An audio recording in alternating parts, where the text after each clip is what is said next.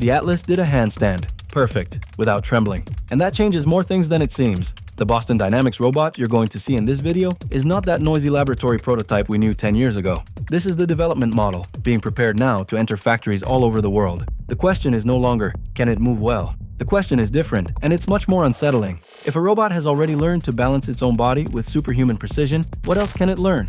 And in how much time? That and much more is what you're going to understand in this video. Before continuing, subscribe to the channel so you stay informed of the latest news in robotics. Boston Dynamics published a short video on YouTube Shorts. Less than 2 minutes with Atlas standing, and then the robot slowly lowers itself, places its hands on the ground, and goes up into a handstand. Body straight, arms firm, without any visible trembling. Then it rotates its legs forward in a 180-degree arc, moves into what gymnasts call an L-sit, that position where the body forms a suspended L, supported only by the hands, and holds it for about 5 seconds. Then, with the same fluidity, it reorients itself and stands back up. It seems simple, it is not at all. But before understanding why this video is different from everything Boston Dynamics had shown before, you need to know who the robot appearing in those images is. Because it's not the usual Atlas. Boston Dynamics has 2 active Atlas robots today. The first is the so-called research model, the one that appeared doing parkour, somersaults, and dancing over the past few years. That is an extraordinary robot for scientific purposes, but it's not the one that will enter factories.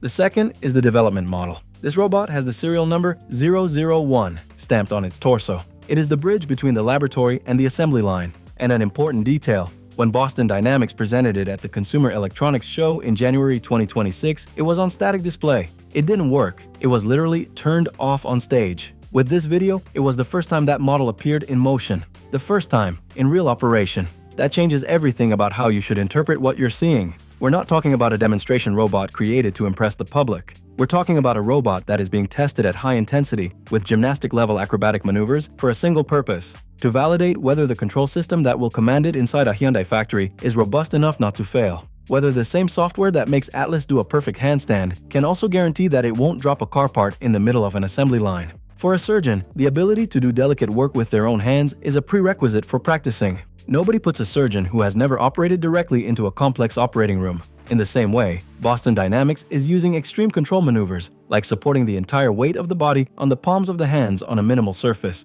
to test the limits of Atlas before using it in industry. And the results are impressing even those who have worked in robotics for decades. Analyzing the video, Atlas starts from a balanced position on both feet, gradually transfers its weight to one side, places its hands on the ground, and inverts itself. While upside down, it rotates its legs forward in a controlled arc. This is only possible because of the extremely flexible shoulder joints, which allow continuous movement in both directions, something that human anatomy does not support in the same way. Then comes the L-sit. The body, supported by the arms, forms a right angle with the legs extended forward. 5 seconds in that position, without oscillating. Every millisecond of that movement is controlled in real time. The system is constantly adjusting the torque of each joint, how much muscular force, so to speak, each joint applies, and monitoring the contact forces between the robot's palms and the ground. Any imbalance is corrected before it becomes a fall. And here is a fact that Boston Dynamics itself highlights. All that control, which seems specialized in acrobatics, is the same system that will make Atlas carry automobile parts in a factory in Georgia. They are not 2 different pieces of software.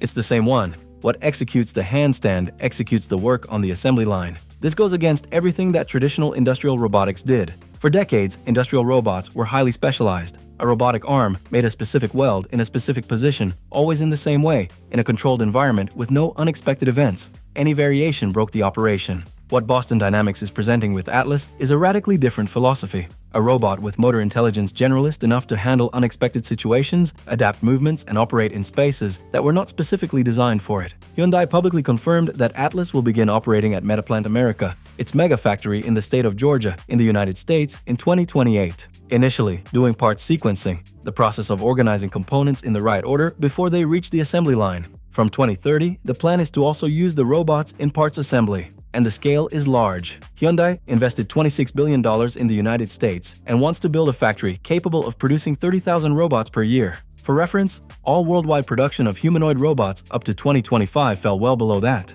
But there is a real tension behind all of this, and it is not in the robot's movements. It is in the difficult balance between commercial objectives and research. Boston Dynamics itself publicly admitted that it is still trying to make this work with Atlas. This means that the transition from the laboratory to the factory, from the Atlas that does handstands to the Atlas that works in 8-hour industrial shifts, is still happening. It is still being tested and proven. And it is exactly there that the central question lies. What makes a robot that learned to balance on its own hands actually ready for the real world? What is the difference between a laboratory achievement and a real industrial revolution? The answer has a name: reinforcement learning. And it is far more incredible than it seems. But what I'm going to show you now is the detail that most people still haven't stopped to think about when they see a robot do an acrobatic feat like that. Let's start with a simple question. How do you teach a robot to do a handstand? The obvious answer would be, you program every movement. You define the angle of every joint at every moment. You create a rigid sequence of instructions. That was how industrial robotics worked for decades. It was reliable, predictable, and completely useless for any situation that deviated from the script. Boston Dynamics did not do that with Atlas. It did the opposite. Think about when you learned to ride a bike as a child. There was no manual. There was no list of correct body positions for every second. You fell many times. Your brain registered what was going wrong, adjusted, tried again. After hundreds of attempts, balance started to emerge almost automatically. The entire process was guided by one thing only: the difference between falling and not falling, trial and error. Reinforcement learning works in a similar way. Atlas is placed in a computational simulation environment and begins trying to move. Each attempt generates a score. If the movement maintained balance, the score is positive. If it resulted in a fall, it is negative. The system adjusts the internal parameters to maximize that score over millions, not hours, but millions, of simulated attempts. Practical consequence: the robot arrives in the real world with a balancing ability that was not programmed line by line. It emerged from the learning process itself. This is radically different from any conventional industrial robot. But there is something that makes Atlas unique among the humanoid robots of today. Most advanced robotic systems still divide the work. One module handles how the robot walks,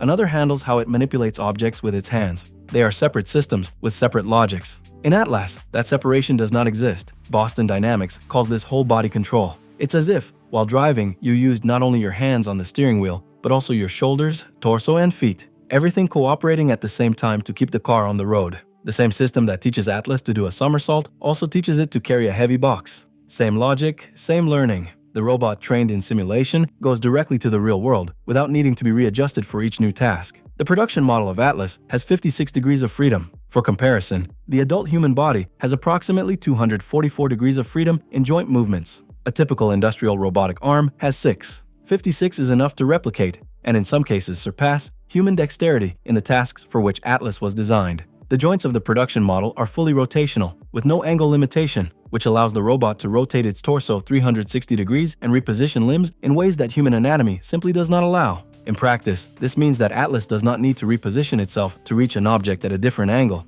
It simply rotates its joints, faster, more compact, and with less chance of error. The control system also monitors something called joint torque, basically how much effort each joint is applying in real time. During the handstand we saw in the video, while the palms were supporting the robot's total weight on a minimal contact area, the system was continuously calculating and redistributing that effort, from hip to ankle, to maintain stability. It is the same principle that will work when Atlas holds a 50-kilogram part on an assembly line. Force precision, not just position precision. And the most relevant point for understanding the transition from laboratory to factory. All of this was learned in simulation and transferred directly to the hardware, without manual recalibration or human adjustment. The handstand and the industrial work are not two different Atlases. They are two uses of the same Atlas. What is missing then for all of this to actually go into a real factory? There is an obstacle that Boston Dynamics is still trying to overcome, and it will surprise you far more than the acrobatics itself. What truly impresses is not the acrobatics. It's that the entire production quota of Atlas for 2026 is already sold out.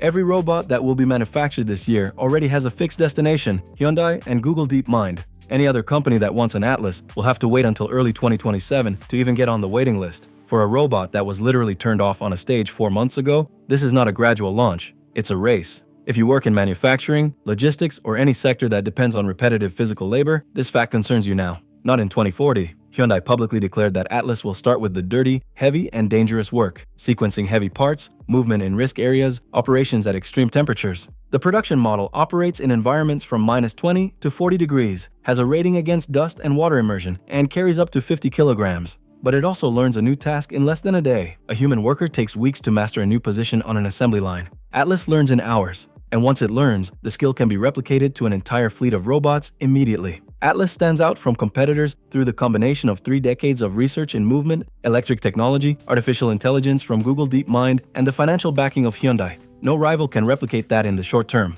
The main limitations of Atlas are still the battery. with 4 hours of autonomy against the 8 of the digit and the high price between $140,000 and $150,000 per unit, while Chinese competitors like the Unitree G1 start at less than $22,000. Atlas does handstands, learns in hours, has a waiting list beyond 2026. The question now is no longer technical. It is about scale, regulation, and choice. How will companies, governments, and workers deal with the arrival of a machine that learns physical work faster than any person? The handstand was not a trick, it was a demonstration, and the Georgia factory in 2028 will be the beginning of a change never seen before in factories. Perhaps similar to what the Industrial Revolution was in the 18th century, but on an exponentially larger scale, and with far greater impact on modern society. With all of this on the table, if Atlas arrived at your company or your sector still this year, and at the speed of what we are seeing, that could happen sooner than any projection suggests. What would your reaction be? Would you be happy to know that your shift partner is no longer a human being of flesh and blood, but a robot? Leave your answer in the comments. If the video was useful, like it and subscribe to the channel to stay informed of the latest news in robotics. Until next time.